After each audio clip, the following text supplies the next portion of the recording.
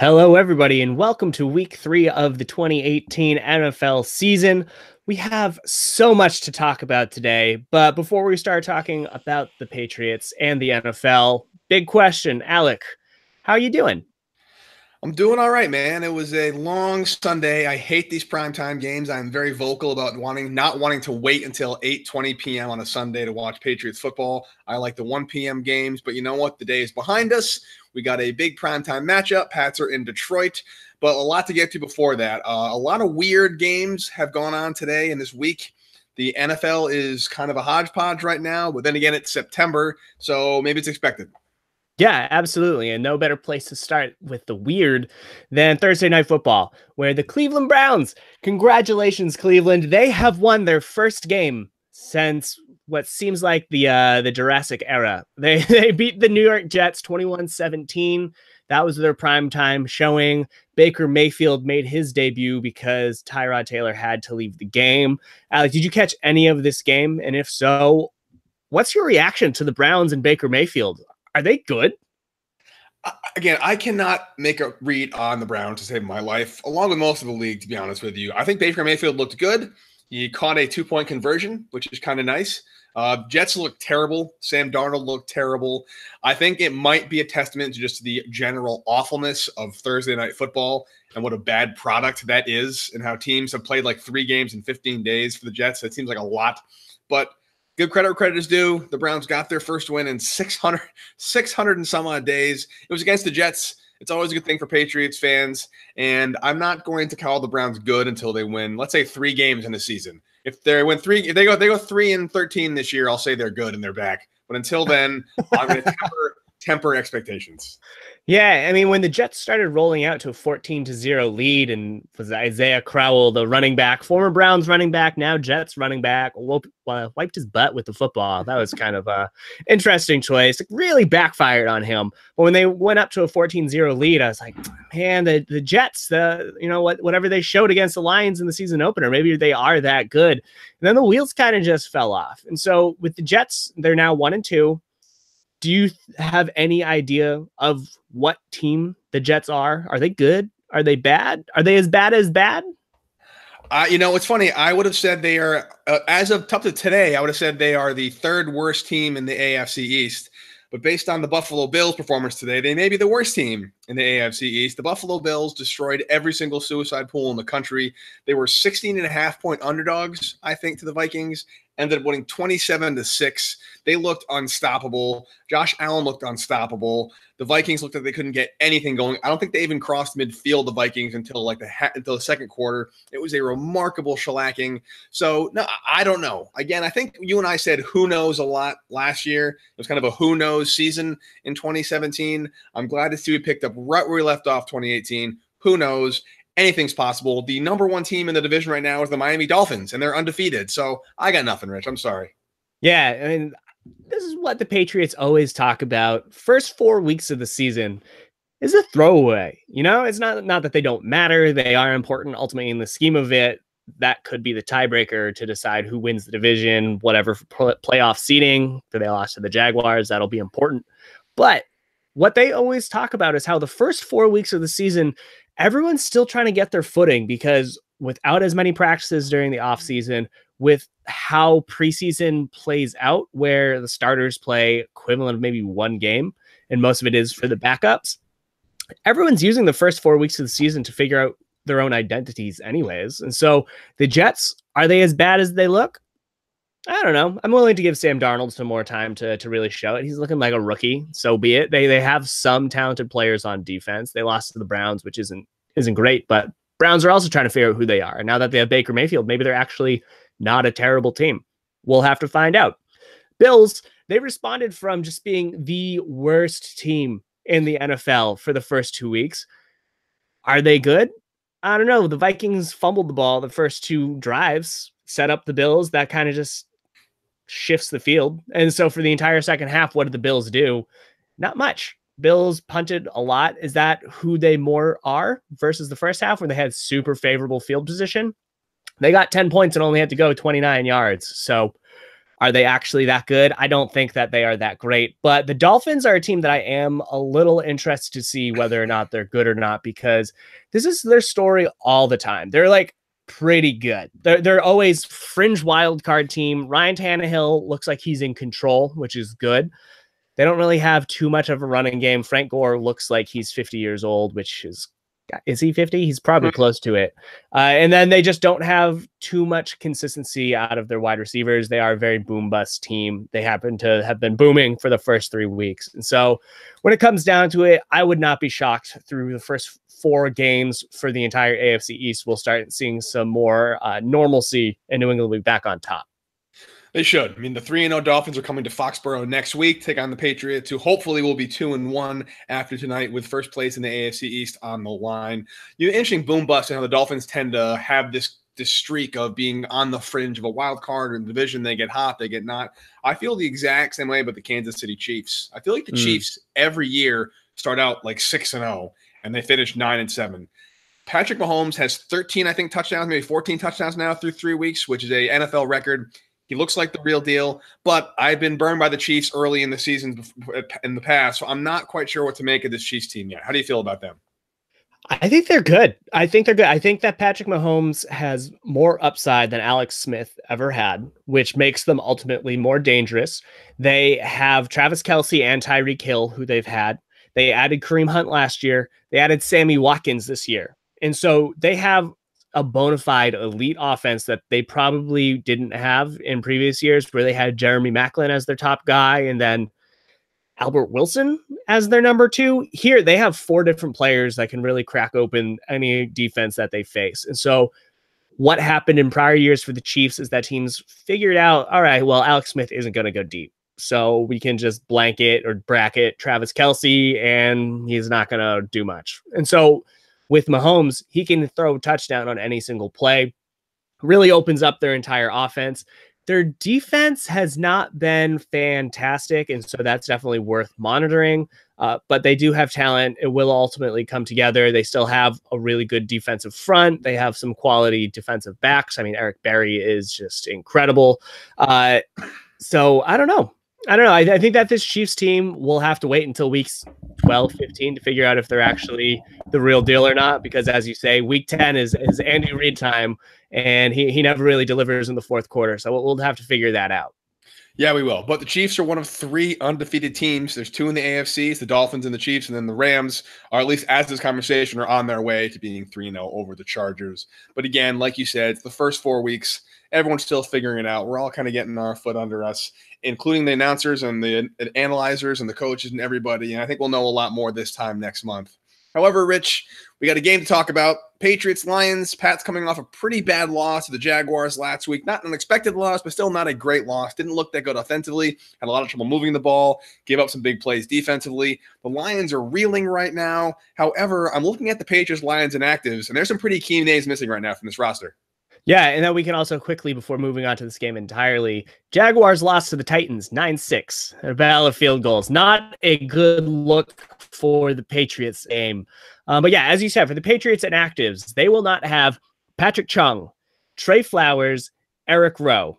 Those are 3 starters, very important for the Patriots on their defense. They will be replaced by Daron Harmon, Dietrich Wise. Derek Rivers is going to make his debut, and Jason McCourty, as well as you have some rookies, J.C. Jackson and Keon Crossan, who should make their debuts as well. Offensive side of the ball, they don't have Jacob Hollister, who injured his chest late at practice, and so he should be out. Dwayne Allen will have a bigger role. Josh Gordon will not be making his debut, so that doesn't really change too much for the Patriots offense, other than this is just the ultimate tease for Patriots fans everywhere who've been waiting for Josh Gordon, because how much fun will he be? And then you have Cole Crossan and Brian Schwenke, who are the understandable inactives on the offensive line. Means Marcus Cannon is active. Alec, you look at these inactives for New England. Are you concerned for them against this Lions team? I am. You really can't diminish Patrick Chung and Trey Flowers, what they bring to the defense. Patrick Chung has been one of the breakout players the past couple of years. He commands over the middle, those crossing routes, those slants that we see Patriots getting burned on. He covers the tight ends. The Lions have a decent tight end. I like what Matt Stafford can do with Luke Wilson and Michael Roberts, and they have a good kind of core of tight ends. I don't know what's going to happen with that, but mainly it's the Trey Flowers loss that hurts the most. I think getting off the edge and getting pressure to Matt Stafford is going to be very important tonight. You can't give him time to throw because he has a lot of possession receivers, especially Golden Tate. Very good possession receiver, very good at getting open, extending the play. So he's got to collapse that pocket, not give him time to throw. And the good news is maybe Rivers will be able to do something today. We picked him high. He got hurt. He hasn't done much. Maybe the Rivers and Wise connection begins tonight. I don't know, but that's a very concerning list of inactives today, to be honest with you. Yeah, seriously. And so let's start with the defensive side, which you were just talking about there. With the defensive front of the Patriots, no Trey Flowers.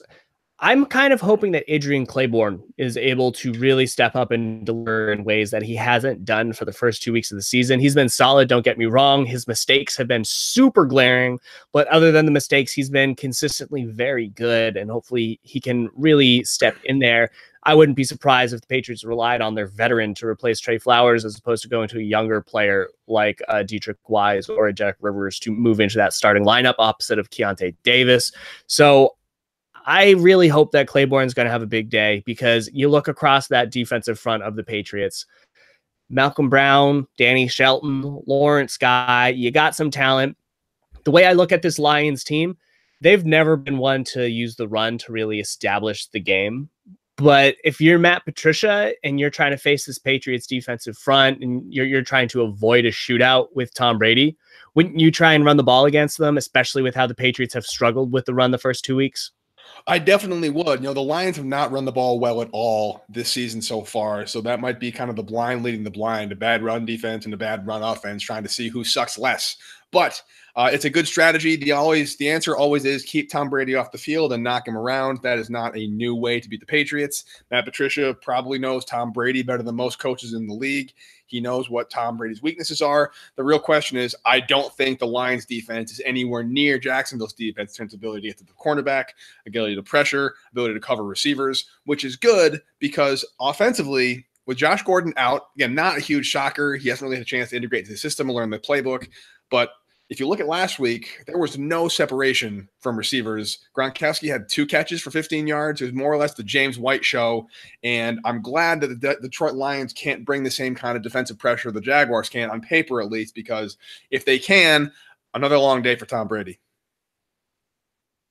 Yeah, the Patriots had to resort to against the Jaguars is just dump the ball off to James White because none of the receivers were getting open. Rob Gronkowski wasn't making much noise either. And I mean, we're looking at a more difficult situation on offense for the Patriots with Jacob Hollister not active, because he was kind of part of how they were able to move the ball against the Jaguars, right? He was like part of the game plan. And so now we're going back to that week 1 offense, which ultimately might work out, but we really need to have Chris Hogan build upon his strong performance against the Jaguars. And by strong, I mean better than what he did in week 1. He needs to take another step forward. Philip Dorsett needs to continue to be consistent. Gronkowski cannot be a ghost for 2 straight weeks. If they're able to do that, I expect that Rex Burkhead, Sony Michel, and James White, the Patriots running backs, will be able to have more success against this Detroit Lions defensive front than they were against the Jaguars, because Miles Jack and Telvin Smith are 2 of the more talented coverage linebackers in the entire league. And so, of course, the Jaguars would have some success against them. You look at the Detroit Lions, right? They're not going to be able to cover the Patriots running backs coming out of the backfield. They don't have the talent. They don't have the quickness. They don't have the experience and ability. So look for Tom Brady. If none of the receivers are able to separate, look for the running backs to be a really, really big part of the Patriots offense. I'm glad you brought the running backs up, Rich, because I think that is where the game's going to be won on both sides of the ball, in the trenches in the running game. The Lions have LeGarrette Blount on their team. There's actually a lot of former Patriots on the Lions from the coach on down. I think there's Marquise Flowers is on there, and Tavon Wilson, Godspeed, LeGarrette Blount's on there. There's a lot of Matt Castle, former Patriot, a very large number of former past players on the Lions. However, it's the running game that I think is where this game's going to be won and lost. And I'm thinking more, I know James White's going to get his touches and his catches. He's kind of a very important part of the offense, but more Rex Burkhead and Sony Michel. So I want to talk about right now. Of these 2 guys, Rich, which one do you see having a bigger game today and why?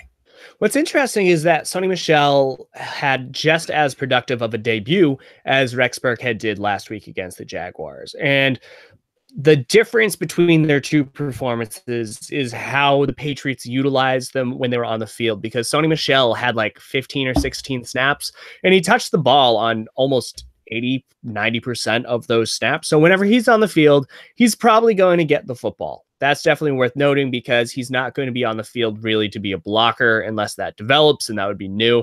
So based off of what we've seen, whenever Sony Michel is on the field, he's going to get the ball. For Rex Burkhead, he's coming out there. He's helping to block a little bit. He's just as much of a threat as a runner and as a receiver. But based off of that Detroit Lions front, they will not have Ziggy Ansah as a pass rusher. Does that mean that the Patriots aren't going to need to keep a running back in the backfield as much? Because if that's the case, maybe they'll let Sony Michel have a little more run. And so if I had to make a guess right now, I would expect Sony Michel to outgain Rex Burkhead on the day. And ultimately, I could see this being a launch point for Michel to have a bigger part in the Patriots offense. Here's hoping, man. Like, I think he started off well. Like you said, a good debut, very promising, couple of good runs, some good blitz pickup, which is a very important part of any Patriots running back repertoire. I just wonder if Rex Burkhead is the more sure-handed guy, and bouncing off a loss, they want to go with the sure hand. I guess time will tell. In terms of the X factors, though, for offense, I have a feeling, based on absolutely nothing, because it's September, but I think that Cordarrelle Patterson is due for a breakout game. I think they've been using him basically as a gadget receiver. I'm not sure how much time the Lions spent worrying about Josh Gordon this week. Probably not that much, but he was someone to consider. With Gordon inactive tonight, I think Cordarrelle Patterson is going to be good for a couple of go routes. He might catch one long one and bust one out in the kicking game. He's been very much a ghost for the most part these first couple of weeks, besides that occasional end around or screen, whatever it is. I'd like to see him get more into a traditional receiver role tonight, have 3 catches for about 80 yards and a touchdown, and maybe like a nice long kickoff return. I'd love to see that. That really add a nice wrinkle to the offense.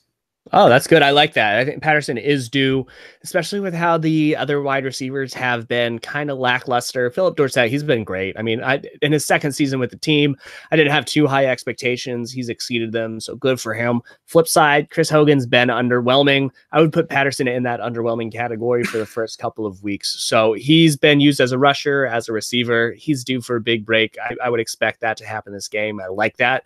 My X factor is not too creative, but based off of last week's performance, I believe it's super important. Rob Gronkowski, very simple X factor. He did nothing against the Jaguars. He had 14 yards on the day, 13 yards on the day. 9 of them came on the very first play of the game, so he did not do too much. The Jaguars were able to contain him without really doing too much bracket coverage. They were just throwing out a safety, and Gronk wasn't able to do anything. And Gronk was battling an ankle injury for a day this week. He needs to have a huge performance. He needs to bounce back in a major way against the Lions if the Patriots are going to just put up points on the board, because they need to have a number 1 type offensive weapon. Chris Hogan hasn't been able, hasn't. Dorsett hasn't. You can't really expect any of the Patriots running backs to ever do that. And so it all relies on Gronk carrying the offense. And so he needs to have a big day in my mind. Yeah, no, he does. He's been kind of never disappointment, but when he gets shut down, this Patriots offense slows down significantly, and there's really not enough time for the receivers last week to get open. Hopefully it's different this week, but time will tell. How about defense, Rich? Defensive X factor, who you got? Ooh, that is a good question. So I'm going to go with Daron Harmon / Jonathan Jones. And the reason why I'm using a slash there is because the Patriots need to find someone who can replace Patrick Chung in their defense. And that typically should lean on Daron Harmon. That's what they did last week. Harmon came on the field when Patrick Chung was not able to play.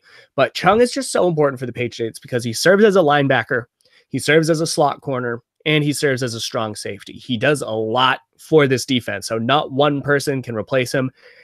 Add in special teams value there too, especially with Nate Ebner dealing with his own thing, but he should be active, so it shouldn't be too big of a deal. But with Patrick Chung out of the game, Daron Harmon needs to have a big game as a safety. Jonathan Jones could play the entire game out of the slot. Add in the issue with Eric Rowe and Jason McCourty having his first start. Jones could be waiting in the wings. There are a lot of opportunities here for the Lions to take advantage of some miscommunications for whichever multiple of players are going to have to replace Patrick Chung. And so that is where I would be focusing if I were Jim Bob Cooter of the Detroit Lions, trying to find a weak point in the Patriots defense. I would focus on that communication, whoever's replacing Chung, because they have a lot of roles to carry, and then you're going to need multiple people to carry it out. I like that, and that's an important one because secondary versus receiver is always an important matchup. Again, I think that in terms of the tail of the tape, I'd probably put. Would you put Stephon Gilmore on Golden Tate, or would you have more bracket coverage with him? How do you match up the Patriots defense and the Lions offense today? If you're Brian Flores. I mean, it's just really difficult here because you got Marvin Jones too. In my mind, Belichick thinks Jones is the best receiver on that Lions roster. Kenny Golladay is a big target on the outside as well. So that's like who they would probably typically use Eric Rowe to cover. So what are the Patriots going to do there? And then you got Golden Tate. If I'm Bill Belichick or Brian Flores here, I'm going to put, Stephon Gilmore against Kenny Golladay just due to size. And I would hope, fingers crossed, that Gilmore can cover him on an island. Then you put the smaller Jonathan Jones in the slot against whoever is out there. I would expect him to have a very big day against these three receiver sets. And then you got Jason McCourty put out there. I would not be shocked if we got to see JC Jackson a little bit in his debut, just because of his just very clear ability he's shown during the entire offseason. This is a very tough matchup because receivers like Golden Tate and Marvin Jones always give the Patriots troubles because they're able to do their in routes, out routes so crisply. They're kind of like Emmanuel Sanders type receivers. And so if I'm Brian Flores, I just hope Gilmore can do his job against Kenny Golladay and just focus maybe Devin McCourty over the top of whichever cornerback is covering Tate or Jones on the outside. No, that's good. And I think that also goes to the point about Matthew Stafford being able to extend the play. He's not the most mobile quarterback in the league, but he can extend the play with his legs. He can roll out. He can throw on the move, which is why setting the edge can be very important. Trey Flowers being a big loss. However, that also goes into my X factor, which is going to be Dante Hightower. I feel that Hightower has been underwhelming thus far in his return from injury. He looks a little slow. He looks a little tentative, a little behind the play. I think he's still shaking some rust off, and that's fine. But when the Patriots lost him last season, it was such a huge blow, and the expectation was he would be able to come back in seamlessly and be that captain of the defense, that force, that presence, that leader. And maybe he's been that mentally and emotionally, but in terms of his on-field play, hasn't been up to Dante Hightower standards. Hoping he has the week 2 under him now, and he can go week 3 prime time, fast surface, artificial turf, go out there and make Matthew Stafford's life a living hell. Because if they give him too much time to throw, Golden Tate, you just can't cover him for that long. You just can't. He's very shifty. He'll make that second cut and he's gone. So hopefully Hightower's a big game today. Yeah, that'll be important too because Theo Riddick is one of the more talented receiving backs in the entire league. Matthew Stafford relies on him a lot out of the backfield, and so I would not be surprised if they tried to get a favorable matchup against Hightower, who's looked a step or two slow so far this year. I don't think I'm wrong in saying that, and so be very interested to see if Hightower's finally able to shake off the rust. 2 games, pretty standard. I'm not too concerned yet. This would be a very big statement game for both Hightower and the entire defense if they're able to come out and just be much better against Matthew Stafford and company than they were against Blake Bortles, who could only put up 6 points against the Tennessee Titans. Alec, 6 points. So this should be a big opportunity for the New England defense. But ultimately, it's week 3 of the regular season. Who knows what's going to happen, right? No, wake me up in January when they're posting a playoff game. It's kind of just the way it is, but that's all right. We're still going to watch. We're still going to root. We're still going to break down, and we're still going to predict the score. Rich, I'm 2 for 2. I had the Jaguars winning last week. It's brutal. So maybe this is your chance to get off the schneid, but as the victor of last week, I get first pick. Here, listen, here's the way it is. The Patriots don't lose 2 in a row, very rarely. Tom Brady's pretty good in prime time. He's very good indoors in a dome. And he's very good against former coaches, offensive defensive coordinators. Belichick does the same thing as well. Brady, around the rumor around the locker room is Brady was really grumpy and pissed off all week about how the Patriots performed last Sunday. He felt they left a lot of points on the board. They really didn't live up to expectations. I cannot see them having another stinker 2 games in a row, especially on primetime at Detroit. I think Patriots win this one 27-16. Interesting. 27-16. So I like that. I might go the opposite direction a little bit with the frustration that Tom Brady was having over last week's game. With all of the injuries that the Patriots have on defense, this could be just a shootout for both sides. The defense was the weak point against the Jaguars. Not trying to excuse the offense one bit. They were really bad, but the defense did not do a great job against the Jaguars. And without your best defensive player in Trey Flowers, without your arguably most important defender in Patrick Chung, I've made that argument a couple years back that Patrick Chung, due to his versatility, is what allows them to do what they do on defense, because they don't need to do any substitutions because he's so flexible. No Patrick Chung out there. You're giving Jason McCourty his first start. There's a lot to just be very hesitant about. You're on the road here as well. The Patriots seem to struggle in the first quarter of the season anyways. Not saying that the Lions will win. This could just be another nail biter. I'm not expecting much from the Patriots defense, but fortunately, I'm not expecting much out of the Lions defense either. I'm having the Patriots winning this one something like 33-30. Ooh, high scoring game down to the wire. Just the way we like it on prime time on Sunday night to keep us up, nervous, and now we can't sleep when the game's over because we're so amped up from regardless. Great. Yeah. Sounds good. Yeah, right. You're welcome. You're welcome, everyone, if that's how it is. But, based off of history, maybe we should go with what Alex saying. I would love it if that were the game. Patriots put this away easy. That would be a beautiful thing. Hopefully we'll have some good news after this game. It'll be much better than whatever they put out there against the Jaguars. That was just completely lousy. But we'll have more information on patspulpit.com. We'll have our in-game and post-game reviews on the website. We'll have our podcast coming out after the game on Tuesday morning. Alec, do you have any final thoughts before we sign off? That should do it, man. Let's go Patriots. All right. Awesome. Until next time, everyone, you have a good one.